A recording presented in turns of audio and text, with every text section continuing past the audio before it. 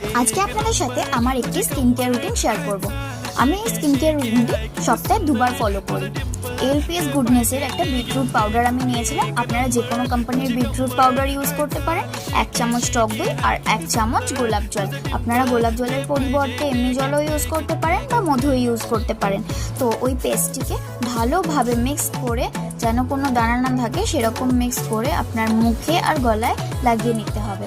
Face প্যাকটি ভালো করে লাগানোর পরে 10 মিনিট বা 15 মিনিট ওয়েট করতে হবে ড্রাই হওয়ার জন্য। ড্রাই হওয়ার পরে হালকা হালকা স্ক্রাবিং করে মুখটা ধুয়ে নিতে হবে ঠান্ডা জলে।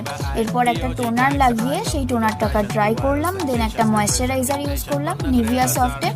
তারপরে একটা সানস্ক্রিন ইউজ করে নিলাম। ডট অ্যান্ড কির সানস্ক্রিনটা কিন্তু আমার খুব ভালো লাগে। এই সানস্ক্রিনটা ড্রাই স্কিনের পক্ষেও খুব ভালো, খুব গ্লো করে মুখটা। দেখুন আমার ফেস প্যাকটা লাগানোর পরে মুখটা কত গ্লো করছে।